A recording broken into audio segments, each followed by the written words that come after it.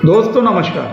खबर वही पर अंदाज जरा हटके। कल आपने इसका पहला भाग देखा था, आज दूसरा भाग एक अलग तरीके से, अलग नजरिए से प्रस्तुत है। आज की खबर उत्तराखंड स्थित उत्तरकाशी के सिलक्यारा में एक भयंकर टनल यानी सुरंग दुर्घटना हुई है। 41 मजदूर सुरंग के एक तरफ मलबा गिरने के कारण सुरंग बंद हुई और अंदर फंस गए और यह दुर्घटना 12 तारीख यानी दीपावली के दिन हुई। दोस्तों आप समझ सकते हैं कि आज लगभग 9-10 दिन से वो अंदर बंद है। दोस्तों इस समाचार का एक अनकवर्ड यानी जो प्रकाशित नहीं हुआ वह भी एक पहलू है।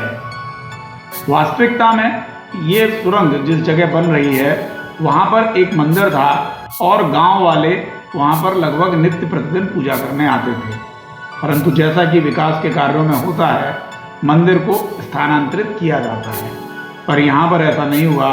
मंदिर को हटा दिया गया और उसकी जगह कोई नया मंदिर नहीं बनाया गया। गांव वालों ने काफ़ी जो सुरंग बनाने वाली कंपनी थी उससे कहा, परंतु यह संभव नहीं हो पाया और गांव वालों ने भी मनी मन मान लिया, चलो कोई बात नहीं। परंतु अब सबको लग रहा है कि शायद उस मंदिर का कोई प्रकोप। इसके बाद गांव वालों ने एक छोटा मंदिर बनाया है, परंतु खबर कहां से शुरू हुई दोस्तों, वह देखने की बात। जब भारतीय विशेषज्ञों पर यह स्थिति नहीं संभली और टनल के अंदर से मजदूर हम नहीं निकाल पा रहे थे, तब इंटरनेशनल टनलिंग अंडरग्राउंड स्पेस के अध्यक्ष अर्नोल्ड डिस्क से संपर्क किया गया और भारत सरकार की विशेष रिक्वेस्ट पर उन्हें उत्तरकाशी बुलाया गया। दोस्तों आप जानकर हैरान होंगे कि उन्होंने आने के बाद काम शुरू करने से पूर्व सबसे पहले उस छोटे से मंदिर के आगे, जैसे हम लोग घुटनों पर शीश झुकाते हैं उस तरीके से शीश झुकाया, हाथ जोड़े और वह अपने काम के लिए चल दिए। दोस्तों मार्मिक दृश्य था। अब देखिए युवाओं को यहाँ पर 2 चीजें सीखने के लिए मिल रही हैं। पहला, आप चाहे कितने भी बड़े विशेषज्ञ बन जाएं, कितना भी कुछ आधुनिकता में सीख लें, परंतु आपको अपनी जड़ों को नहीं भूलना चाहिए।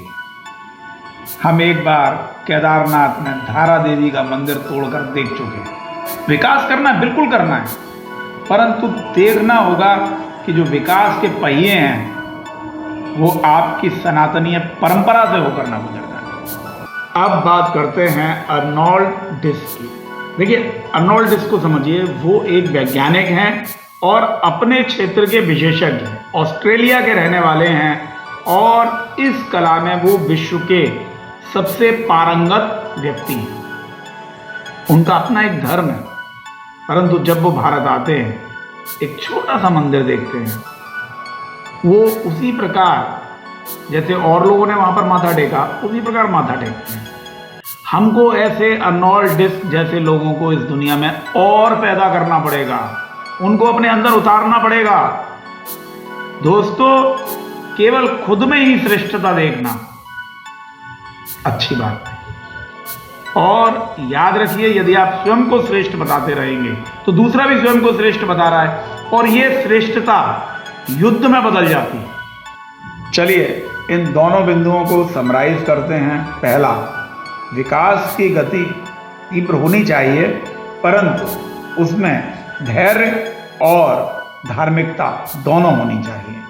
दूसरा बहुत महत्वपूर्ण, हमें सीखना होगा कि हमारी जो संस्कृति है, हमारा जो धर्म है, वो गर्व करने का विषय है, वो महान है, इसमें कोई शक नहीं है, परंतु घमंड नहीं करना दोस्तों, क्योंकि दूसरे का भी धर्म उतना ही महत्वपूर्ण है जितना कि हमारा। याद रखें जिस दिन श्रेष्ठता का भाव खत्म हो गया, विश्व के सारे झगड़े, सारे युद्ध समाप्त हो जाएंगे।